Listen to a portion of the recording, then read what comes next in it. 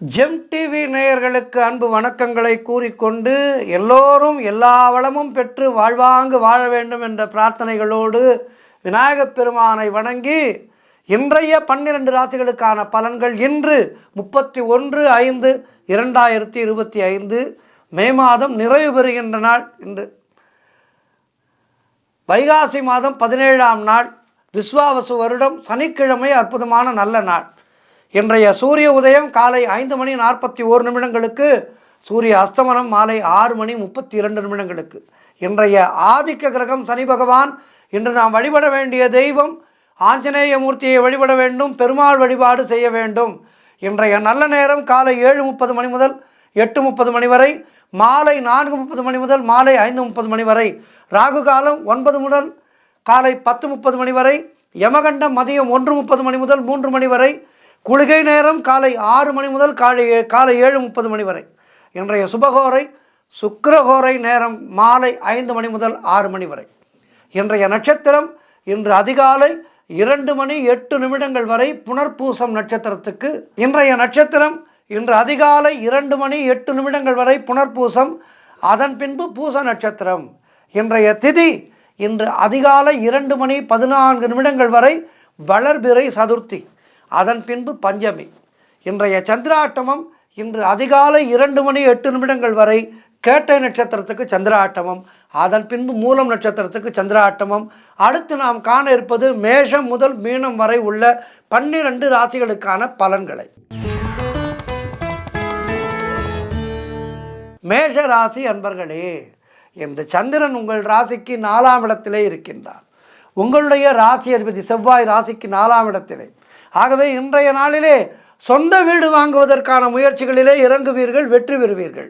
வேலை பார்ப்பவர்களுக்கு சம்பள உயர்வு, பதவி உயர்வு, இடமாற்றம் போன்ற நல்ல விஷயங்கள் நடக்கும். அதேபோல் உங்களுடைய நண்பர்கள், உறவினர்களால் உங்களுக்கு ஆதாயம் கிடைக்கும். தாய் வழி உறவுகளின் மூலம் நல்ல ஆதாயம் உண்டாகும், அவர்கள் மூலம் நல்லது நடக்கும். செய்தொழில் செய்பவர்களுக்கு அதிலே நல்ல வளர்ச்சி உண்டாகும்.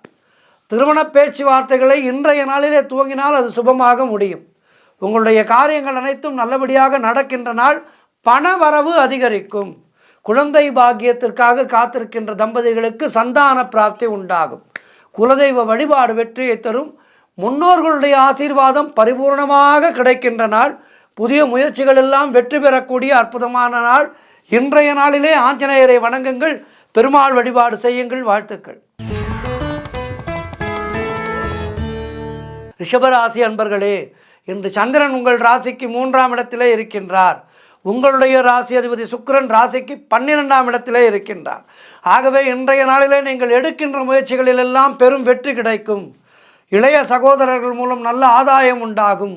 குழந்தைகளுக்காக சுப செலவு செய்யக்கூடிய நாள். உடல் ஆரோக்கியத்திலே சிறப்பான முன்னேற்றம் உண்டாகும். கடன் தொல்லைகள் விலகுகின்ற ஒரு நாளாக இருக்கும். அலுவலகத்திலே வேலை பார்ப்பவர்களுக்கு நல்ல ஒரு வேலை மாற்றம் ஏற்படும். பொருள் வரவும் தனலாபமும் அதிகரிக்கின்ற நாள். திடீர் அதிர்ஷ்டங்கள் சிலருக்கு தேடி வரும். கூட்டு தொழில் செய்பவர்களுக்கு நல்ல லாபங்கள் வரக்கூடிய நாள். வேலை இல்லாதவர்களுக்கு நிச்சயமாக வேலை கிடைக்கும். தொழில் மற்றும் வியாபாரத்திலே நல்ல வளர்ச்சி உண்டாகும். திருமணம் போன்ற சுபகாரிய பேச்சுவார்த்தைகள் இனிதே முடியும். தந்தை உறவு வழியிலே நல்ல அனுகூலம் உண்டாகும். நண்பர்கள் மூலம் எதிர்பார்த்த உதவிகள் கிடைக்கும். அவரவர்களுடைய வயதுக்கேற்ப நல்லது நடக்கின்ற நல்ல நாள். ஆஞ்சநேயரை வணங்குங்கள், பெருமாள் வழிபாடு செய்யுங்கள். வாழ்த்துக்கள். மிதுன ராசி அன்பர்களே, இன்று சந்திரன் உங்கள் ராசிக்கு 2ஆம் இடத்திலே இருக்கின்றார். உங்களுடைய ராசி அதிபதி புதன் ராசிக்கு 12ஆம் இடத்திலே இருக்கின்றார். ஆகவே இன்றைய நாளிலே நீங்கள் எதிர்பார்த்த பெரிய தொகை ஒன்று உங்கள் கைக்கு வரும். தொழில் மற்றும் வியாபாரத்திலே நல்ல முன்னேற்றம் உண்டாகும். திருமணம் போன்ற சுபகாரிய பேச்சுவார்த்தைகள் இனிதே முடியும். எதிர்பார்த்த பணியிட மாற்றம் கிடைக்கும். திருமணம் போன்ற சுபகாரிய பேச்சுவார்த்தைகள் சிறப்பாக முடியும். புதிய செல்போன் வாங்குவீர்கள். புதிதாக ஏதேனும் பொருட்களை வாங்கி சுப செலவு செய்யக்கூடிய நாள். உறவினர்களோடு நண்பர்களோடு இருந்து வந்த மன வருத்தங்கள் எல்லாம் தீரும்.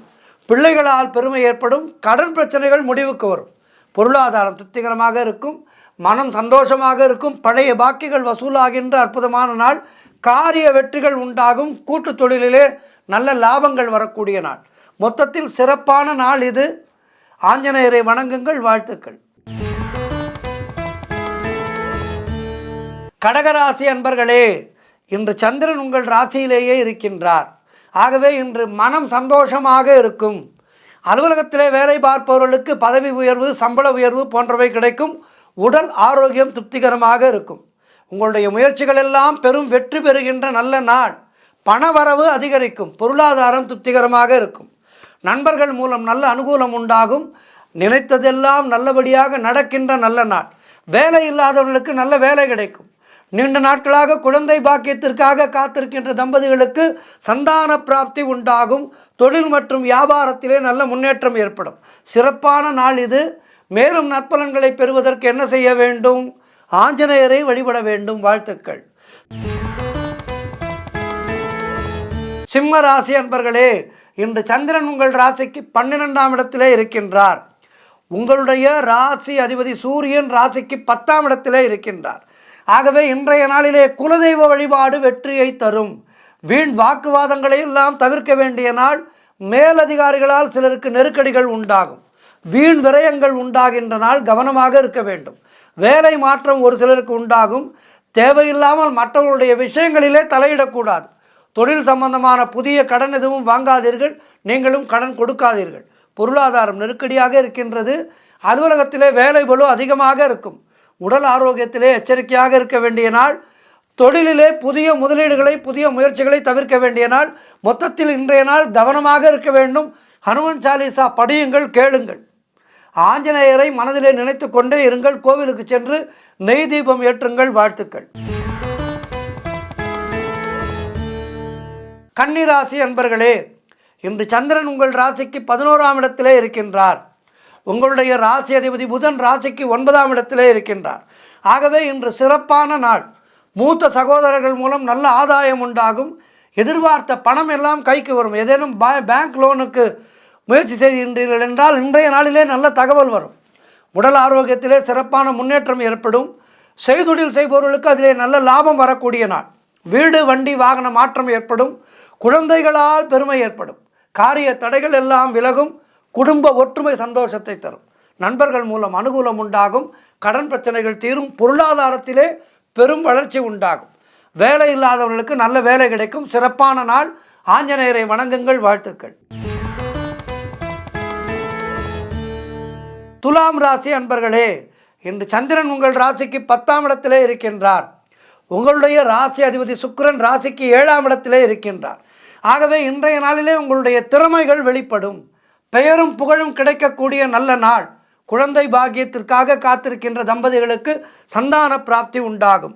தாய் வழி சொந்தங்களின் உதவிகள் எல்லாம் கிடைக்கும். கடன் தொல்லைகள் விலகும். மனக்குழப்பங்கள் தீரும். புதிய முயற்சிகள் வெற்றி பெறும். தொழிலிலே நல்ல முன்னேற்றம் உண்டாகும். திருமணம் போன்ற சுபகாரிய பேச்சுவார்த்தைகள் இனிதே முடியும். உத்தியோக வகையிலே நல்ல மாற்றம் ஏற்படும். பொருளாதாரம் திருப்திகரமாக இருக்கும். உடல் ஆரோக்கியம் நன்றாக இருக்கும். சிறப்பான நாள். ஆஞ்சநேயரை வணங்குங்கள். வாழ்த்துக்கள். விருச்சிக ராசி அன்பர்களே, இன்று சந்திரன் உங்கள் ராசிக்கு 9ஆம் இடத்திலே இருக்கின்றார். உங்களுடைய ராசி அதிபதி செவ்வாய் ராசிக்கு 9ஆம் இடத்திலே இருக்கின்றார். ஆகவே இன்றைய நாளிலே தந்தை வழி சொந்தங்களின் மூலம் நல்ல அனுகூலம் உண்டாகும். வீடு, வண்டி, வாகன மாற்றம் உண்டாகின்ற நாள். உடல் ஆரோக்கியம் சிறப்பாக இருக்கும்.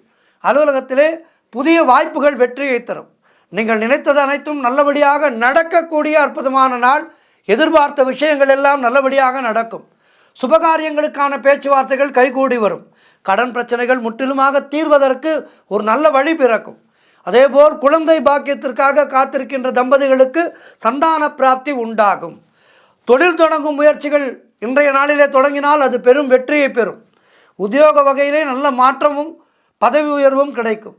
நண்பர்கள் மூலம் ஆதாயம் உண்டாகும். சிறப்பான நாள். ஆஞ்சநேயரை வணங்குங்கள். வாழ்த்துக்கள்.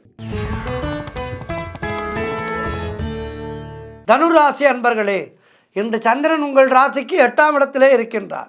உங்களுடைய ராசி அதிபதி குரு ராசிக்கு 7ஆம் இடத்திலே இருக்கின்றார். இன்று சந்திராட்டமம். நாள் முழுவதும் மௌனமாக இருங்கள். மனக்குழப்பமும் பதற்றமும் இருக்கக்கூடிய நாள். கடன் கொடுக்காதீர்கள். கடன் வாங்காதீர்கள். கணவன் மனைவியிடையே விட்டு கொடுத்து செல்லுங்கள். தொழில் செய்யும் இடத்திலே, வேலை பார்க்கும் இடத்திலே மற்றவரை பற்றி எதுவும் பேசாதீர்கள். கோபத்தை முற்றிலுமாக தவிர்த்து கொள்ளுங்கள். மௌனத்தை கடைபிடிக்க வேண்டிய நாள். உடல் ஆரோக்கியத்திலே எச்சரிக்கையாக இருக்க வேண்டிய நாள். குலதெய்வ வழிபாடு மன அமைதியை தரும். ராமநாமத்தை சொல்லிக்கொண்டே இருங்கள். புதிதாக கடன் வாங்காதீர்கள், நீங்களும் கடன் கொடுக்காதீர்கள். எதிலும் எச்சரிக்கையாக இருக்க வேண்டிய நாள். இன்றைய நாளிலே ஆஞ்சநேய வழிபாடு முக்கியம். ஆஞ்சநேயர் கோவிலுக்கு சென்று ஒரு நெய் தீபம் ஏற்றி வழிபாடு செய்யுங்கள். வாழ்த்துக்கள். மகர ராசி அன்பர்களே, இன்று சந்திரன் உங்கள் ராசிக்கு 7ஆம் இடத்திலே இருக்கின்றார். உங்களுடைய ராசி அதிபதி சனி ராசிக்கு 2ஆம் இடத்திலே இருக்கின்றார். ஆகவே இன்றைய நாளிலே திருமணம் போன்ற சுபகாரிய பேச்சுவார்த்தைகள் நல்லபடியாக முடியும். நீங்கள் எடுக்கின்ற முயற்சிகளிலே பெரும் வெற்றி கிடைக்கின்ற நாள். வீடு வண்டி வாகன யோகம் உண்டாகும். செய்கின்ற செயலிலே பெயரும் புகழும் கிடைக்கும். கணவன் மனைவிக்குள் இருந்து வந்த பிரச்சனைகள் எல்லாம் தீரும். மனம் சந்தோஷமாக இருக்கும். கூட்டுத் தொழிலிலே நல்ல லாபம் ஏற்படும். நினைத்த காரியம் அனைத்தும் நல்லபடியாக நடக்கக்கூடிய நல்ல நாள். வேலை தேடி கொண்டிருப்பவர்களுக்கு வேலை கிடைக்கும். அலுவலகத்திலே சம்பள உயர்வு, பதவி உயர்வு போன்றவை கிடைக்கும். நண்பர்கள் மூலம் அனுகூலம் உண்டாகும். தொழில் தொடங்கும் முயற்சிகள் வெற்றியை பெறும். சிறப்பான நாள் இது. ஆஞ்சநேயரை வணங்குங்கள். வாழ்த்துக்கள். கும்பராசி அன்பர்களே, இன்று சந்திரன் உங்கள் ராசிக்கு 6ஆம் இடத்திலே இருக்கின்றார். உங்களுடைய ராசி அதிபதி சனி ராசியிலேயே இருக்கின்றார். ஆகவே இன்றைய நாளிலே காரிய தடைகள் ஏற்பட்டு விலகும். அலுவலகத்திலே வீண் வாதங்களை எல்லாம் தவிர்க்க வேண்டிய நாள். மௌனத்தை கடைபிடியுங்கள். திருமணம் போன்ற சுபகாரிய பேச்சுவார்த்தைகள் இன்றைய நாளிலே வேண்டாம். சற்று தள்ளி போடுங்கள். வியாபாரத்திற்காக புதிய முதலீடுகளை, புதிய முயற்சிகளை தவிர்க்க வேண்டிய நாள். உடல் ஆரோக்கியத்திலே மிகுந்த எச்சரிக்கையாக இருக்க வேண்டும். கணவன் மனைவிக்குள் சண்டை சச்சரவுகள் ஏற்பட வாய்ப்பு இருக்கின்றது. கவனமாக இருங்கள். கூட்டு தொழில் செய்பவர்களுக்கு மன வருத்தங்கள் உண்டாகலாம். நண்பர்கள் உறவினர்கள் மூலம் அனுகூலம் உண்டாகும். தேவையில்லாத செலவுகள் ஏற்படலாம். ஆகவே கவனமாக இருங்கள். இன்றைய நாளிலே, அதாவது நாள் சரியில்லாத போது நம்மை நாம் பாதுகாத்து கொள்ள வேண்டும். அதற்கு என்ன செய்ய வேண்டும்? மௌனத்தை கடைபிடிக்க வேண்டும். இன்றைய நாளிலே நீங்கள் மௌனத்தை கடைபிடியுங்கள். எச்சரிக்கையாக இருங்கள். ஆஞ்சநேயரை வழிபாடு செய்யுங்கள். வாழ்த்துக்கள். இறுதியாக மீனராசி அன்பர்களே, இன்று சந்திரன் உங்கள் ராசிக்கு 5ஆம் இடத்திலே இருக்கின்றார். உங்களுடைய ராசி அதிபதி குரு ராசிக்கு 4ஆம் இடத்திலே இருக்கின்றார். ஆகவே இன்றைய நாளிலே குழந்தைகளால் மகிழ்ச்சி உண்டாகும். தொழில் மற்றும் வியாபாரத்திலே நல்ல லாபம் உண்டாகும். நண்பர்கள் மூலம் நல்ல அனுகூலம் உண்டாகும். சுப காரியங்கள் கைகூடுகின்ற அற்புதமான நாள். புதிய வேலை வாய்ப்புகள் ஒரு சிலருக்கு உண்டாகும். கடன் பிரச்சனைகள் தீரும். பதவி உயர்வோடு வேலை மாற்றம் ஒரு சிலருக்கு உண்டாகும். பழைய பாக்கிகள் வசூலாகும். உழைப்புக்கு ஏற்ற ஊதியம் கிடைக்கின்ற நாள். திருமண பேச்சுவார்த்தைகள் சிறப்பாக முடியும். பணவரவு அதிகரிக்கின்ற நாள். சுபவிரயங்கள் ஏற்படும். கணவன் மனைவியிடையே நல்ல ஒற்றுமை ஏற்படும். மொத்தத்தில் இன்றைய நாள் எல்லா வகையிலும் உங்களுக்கு ஏற்றத்தை தருகின்ற நாளாக இருக்கின்றது.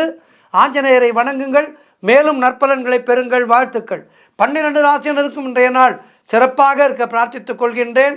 எல்லோரும் எல்லா வளமும் பெற்று வாழ பிரார்த்திக்கின்றேன். நன்றி, வணக்கம். இன்றைய ஆன்மீக தகவல்.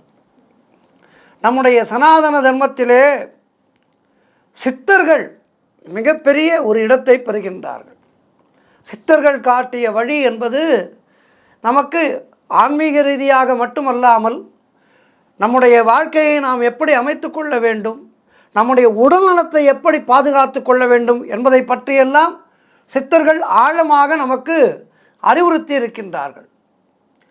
ஆகவே இந்த சித்தர்கள் காட்டிய வழியிலே நாம் செல்லும்போது நமது பிரச்சனைகளுக்கும் துன்பத்திற்கும் உடலிலே வருகின்ற நோய்களுக்கும் முக்கிய காரணம் நமது மனதிலே இருக்கின்ற பயமும் நம்பிக்கையின்மையும் நிறைவேறாத ஆசைகளும் அறியாமைகளுமே என அவர்கள் சொல்கின்றார்கள். நமது மனதை பற்றியும் உடலை பற்றியும் நாம் நன்கு அறிந்து கொண்டு விட்டால் வாழ்க்கையிலே ஏற்படுகின்ற எப்படிப்பட்ட பிரச்சனைகளையும் அதற்கான தீர்வை நாம் நன்றாக புரிந்து கொள்ளலாம் என நமக்கு சித்தர்கள் உபதேசிக்கின்றார்கள். நாம் ஓரிடத்திலே ஒரு பிடி மண்ணை எடுத்து ஆராய்ந்தால் அந்த மண்ணினுடைய மூலக்கூறுகளை நாம் அறிந்து கொள்ளலாம். அதுபோல நமது உடலை நாம் ஆராய்ந்தால் இந்த உலகத்திலே உள்ளவற்றை அறியலாம் என அவர்கள் சொல்கின்றார்கள். காரணம், நாம் இந்த மண்ணிலே தோன்றினோம். முடிவிலே நமது இறப்புக்கு பின் நாம் இந்த மண்ணிலே கலந்து விடுகின்றோம். இதைத்தான் சித்தர்கள் அண்டத்திலே உள்ளது பிண்டத்திலே உண்டு என சொன்னார்கள். அண்டம் என்றால் உலகம், பிண்டம் என்றால் உடல். அதாவது அண்டத்திலே இருக்கின்ற அனைத்தும் நம்முடைய பிண்டத்திலேயும் இருக்கின்றது. பஞ்சபூதங்களால் ஆனதுதானே நம்முடைய உடலும். அதனால்தான் பஞ்சபூதங்களை வழிபட வேண்டும் என சொல்கின்றார்கள். ஒரு ஆலமரத்தின் விதையை பார்த்தால் மிகச் சிறியதாக இருக்கும், ஆனால் அதனுள் ஒரு ஆலமரமே ஒளிந்திருக்கின்றது. பின்னாளிலே அது வளர்கின்றது.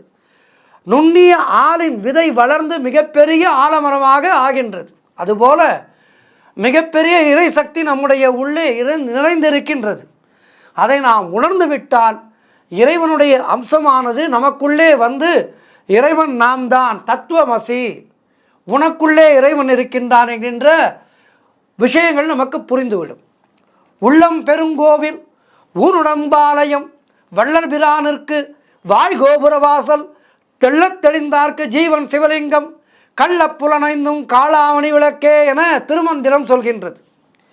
இதனுடைய கருத்து நமது உடல் இறைவன் வாழுகின்ற இடம். அதனால்தான் உடலை சுத்தமாக வைத்துக் கொள்ள வேண்டும். உடம்பும் சதையும் ஆகிய உடல் இறைவனின் ஆலயம். நமது உடல் இறைவன் வாழுகின்ற இடம். உடம்பும் சதையும் ஆகிய நமது உடல் இறைவனுடைய ஆலயம். நம்முடைய வாய் கோபுர வாசல். தெளிந்த மனமுடையவர்களுக்கு நமது உடலில் உள்ள ஆன்மாவே சிவலிங்கம். நமது இந்திரியங்கள் ஐந்தும் ஒளி பொருந்திய விளக்குகளாகும். அதுபோலவே இந்த உலகம் முழுவதும் சக்தியினுடைய கூட்டமைப்பு என கூறப்படுகின்றது. அறிவியலும் இதை ஒப்புக்கொள்கின்றது. இந்த விதியானது அசையும் பொருட்களை சக்தியாகவும் அசையா நிலை பெற்றவற்றை சிவமாகவும் நமக்கு சித்தர்கள் சொல்லி இருக்கின்றார்கள். நமது ஆன்மா சிவமாகவும் மூச்சை சக்தியாகவும் பாவித்தார்கள். நாம் உலகிலே வாழ்வதற்கு முக்கிய ஆதாரமாக மூச்சின் வழியாக உயிர்காற்றை பெறுகின்றோம். அதை நாம் சரியாக பயன்படுத்தினால், அதாவது அந்த மூச்சு விடுதலை சரியாக பயன்படுத்தினால் நம்முடைய ஆயுட்காலம் நீடிக்கும் என சொல்கின்றார்கள். மேலும் நமது மனநிலைக்கு தகுந்தாற்போல் நமதுடைய மூச்சின் ஓட்டம் வேறுபடும். உதாரணமாக பயம் கொண்டாலோ ஆத்திரப்பட்டாலோ மூச்சினுடைய வேகம் அதிகரிக்கும். மூச்சினுடைய எண்ணிக்கை அதிகமானால் ஆயுட்காலம் குறையும். இந்த தத்துவத்தை உணர்ந்ததால் தான் கோபப்படாதே என சொல்லி வைத்தார்கள். பிராணாயாம முறையை நமக்கு தந்தருடையவர்கள் நம்முடைய சித்தர்கள். காற்றை பிடிக்கும் கணக்கறி வாளார்க்கு கூற்றையுதையும் குறியது வாமே என திருமந்திரம் சொல்கின்றது. மூச்சுக்காற்றை நமது உடலிலே கும்பக முறையிலே நிறுத்தினால் காலனை கடந்து சென்று நீண்ட காலம் வாழலாம் என காட்டியுள்ளார்கள். அதை போலவே சித்தர்கள் எல்லோரும் நமது வாழ்க்கையிலே செல்வம் நிலையாமை அறம் செய்ய வேண்டும் என்பது போன்ற வாழ்க்கைக்கு தகுந்த பல கருத்துக்களை அவர்கள் பாடல்கள் மூலமாக நமக்கு வழங்கி இருக்கின்றார்கள். சித்தர்கள் பற்றிய பாடல்களை எல்லாம் படித்து சித்தர் பாடல்களிலே இருக்கின்ற உட்கருத்தை எல்லாம் தெரிந்து கொண்டால் அவை நம்முடைய வாழ்க்கைக்கு மிகப்பெரிய ஒரு உந்து சக்தியாகவும் நாம் இந்த வாழ்க்கையை வாழ்வதற்கான ஒரு நெறிமுறைகளையும் இந்த பாடல்கள் நமக்கு கொடுக்கும். இந்த பாடல்களிலே பல சொற்களின் பொருளை நாம் நம்முடைய அனுபவத்தின் மூலமாகத்தான் உணர முடியும். கவியரசர் கண்ணதாசன் சொல்வார், மிக அழகாக சொல்வார். தன்னுடைய பாடல்களிலே எல்லாம் சித்தர்களுடைய வாக்குகளை எழுதியவர் கவியரசர் கண்ணதாசன். அதாவது பாமர மக்களுக்கும் சித்தர்களுடைய அந்த வார்த்தைகளை கொண்டு சென்று சேர்த்தவர் கவியரசர் கண்ணதாசன். வீடு வரை உறவு, வீதி வரை மனைவி என பட்டினத்தாருடைய பாடலை மிக அழகாக திரைப்பட பாடலிலே கலந்து கொடுத்தார். சித்தர்களுடைய பாடல்கள் என்பது அற்புதமான ஒரு விஷயம். ஆக இந்த சித்தர் பாடல்களை எல்லாம் அனுதினமும் படித்து அதன் பொருளை உணர்ந்து கொண்டு நாம் வாழ்ந்தால் இந்த வாழ்க்கையானது நமக்கு நீடித்த ஒரு ஆயுளை கொடுக்கும். அதன் முறைப்படி நாம் ஒரு குருமாரிடம் சென்று இந்த சித்தர்களுடைய பாடல்களை எல்லாம் தெரிந்து கொண்டு அதற்கான அர்த்தங்களை புரிந்து கொண்டு பாடினோம் என்றால் நம்முடைய வாழ்க்கையானது செம்மையானதாக இருக்கும். நோய் நொடி இல்லாமல் இருப்போம். வாழ்கின்ற வரை நோய் நொடி இல்லாமல் இருக்க வேண்டும். இதுதான் இறைவன் நமக்கு கொடுக்கின்ற மிகப்பெரிய ஒரு பரிசாக இருக்கும். ஆகவே அந்த பரிசினை நாம் பெறுவதற்கு நம்மை நாம் தயார்படுத்தி கொள்வோம். கெட்ட பழக்கங்கள் இல்லாமல் இந்த சித்தர் பாடல்களை எல்லாம் படித்து தெளிவுற்று அதன்படி நம்முடைய வாழ்க்கையை அமைத்து கொண்டால் நம்முடைய ஆயுளானது நீடிக்கும் என்பதிலே எந்த விதமான ஐயமும் இல்லை. ஆகவே சித்தர் பாடல்களை படித்து அதன் வழி நடந்து நம்முடைய ஆயுளை பெருக்கிக் கொள்வோம், நல்ல ஆரோக்கியத்தை பெறுவோம். நன்றி, வணக்கம்.